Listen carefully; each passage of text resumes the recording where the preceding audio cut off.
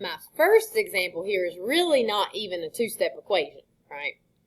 I've got x plus 2/3 equals negative 1/5.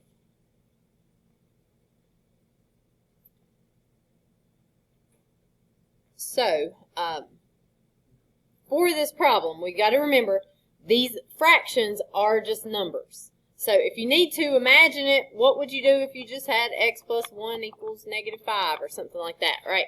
You would just need to get rid of that negative 1 right there. It's the same when you have fractions, it's just the numbers are a little harder to deal with. Lanaya, for this one, what should we do to get that x right there by itself? Very good. So it'll just cancel over here. Now, I like whenever I'm doing these to do my work off to the side whenever I have fractions because I'm going to have to deal with this. So I'm doing negative 1/5 minus 2/3. Remind me, do I or do I not have to have common denominators when I subtract? Do have to. So what would be our common denominator for this one, Lanaya? 15. Very good. So that is going to give us negative 3 over 15 minus 10 over 15. So, Lanaya, what will I get for my answer for that one? Perfect. Negative 13 over 15. And that will not reduce, so that would be our answer.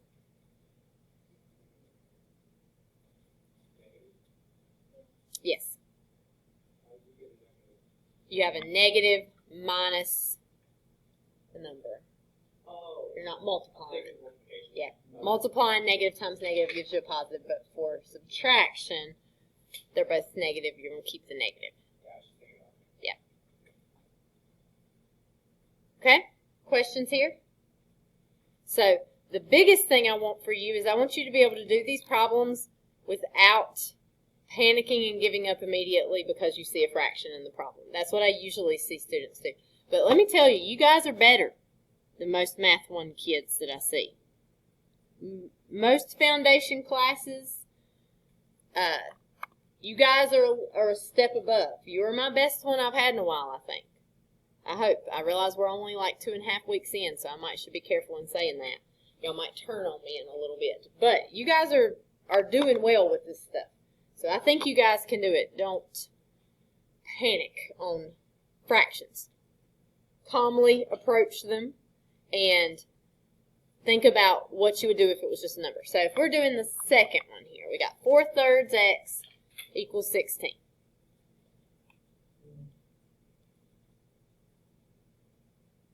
All right, 4/3 x equals 16.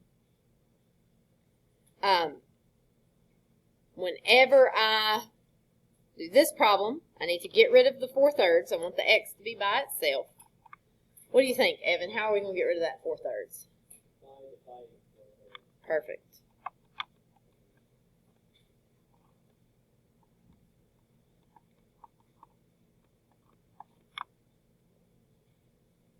Okay, that 4/3 is right next to x, meaning it's multiplied. So to get rid of something that's multiplied, we have to divide it. Now, over to the side, I got to think about how to deal with that.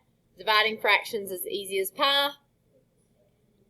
Wonderful. Flip the second and multiply. So 16 times 3 over 4. I can put this 16 right here over 1. Now, remember, I could multiply across. 16 times 3 is not a multiplication table that I know. I got to think a little hard to get that, right? But reduce first, and it makes it easier. 16 and 4, can they be reduced? We can divide them both by 4, right? So if I divide 16 by 4, it gives me 4. 4 divided by 4 is just going to be 1. It'll cancel out. So if you reduce before you multiply, then you got 4 times 3 is 12. Obviously, 1 times 1 is just 1, so you get 12 as your answer. So x equals 12.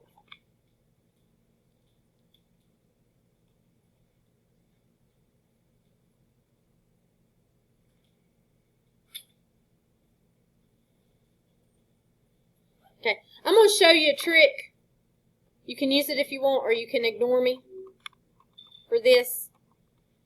I know I need to divide both sides by 4/3 on this, but what is the rule that we use for dividing by a fraction? Flip the second and multiply. So a lot of times, I just go ahead and flip the second and multiply. Right? So I know I'm dividing, but I just go ahead and flip the second and multiply over here. It cancels those out.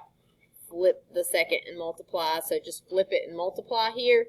It just gets you straight to doing this part without having to worry about the division if you want to skip that step there. Okay. Questions on these first two? All right. Here's our next one.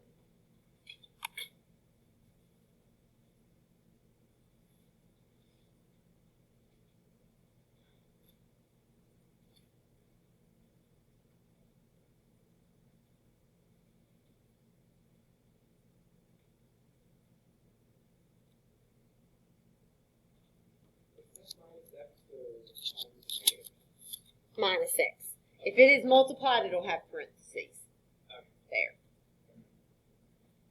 Or a dot, but usually parentheses. Yeah, if we were going to do, like, if it was times the x, it would probably look like this, -2/5 with the x. The negative would be out front.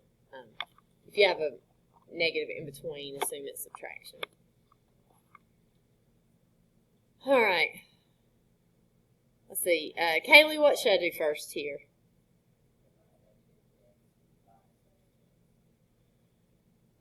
No.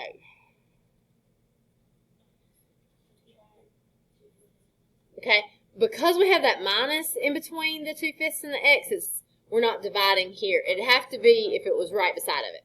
So we will subtract. So I'm doing 7/10 minus 2/5. Kaylee, what's my common denominator I'm going to use for that? Good. What do I need to multiply that second fraction by? 2 on top and bottom. So that is going to give me 7/10 minus 4/10. What do I get there, Kaylee? Perfect. Alright, so I get 3/10 here. This cancels.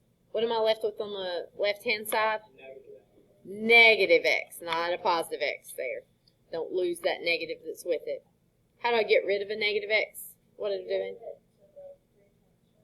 Yeah, basically, you're dividing by a -1 is, like, theoretically what you're doing there. But all that does is just change the sign, right? So x equals -3/10. If you skip that step where you're dividing by that -1 and just go straight to x equals -3/10, that's fine with me.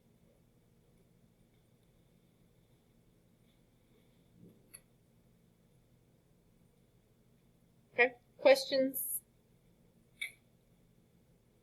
They're not that bad, are they? Fraction problems. They're not. I mean, if we had a choice, we might not do them, but they could be worse.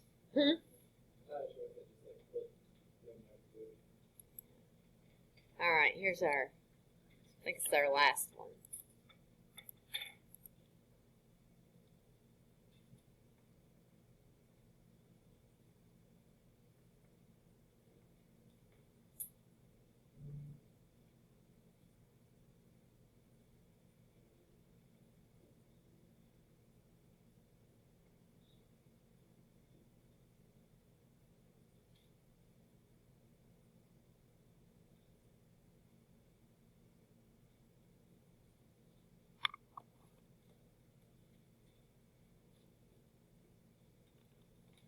Alright, let's see.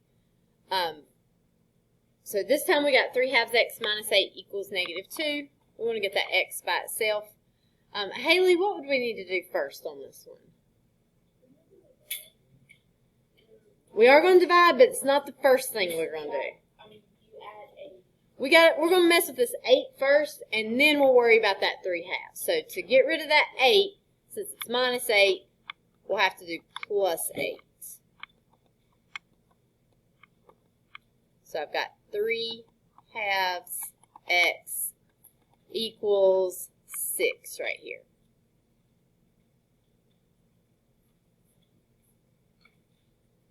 Now, Haley, what am I going to do?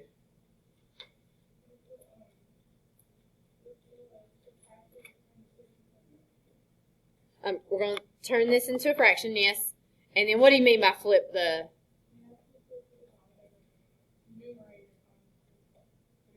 Good.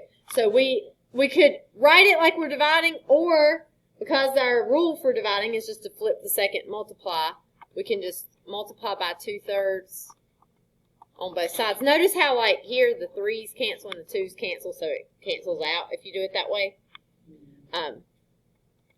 So this is going to give you 12 over 3, and what is 12 divided by 3? It is 4, so 4 would be our answer for this one.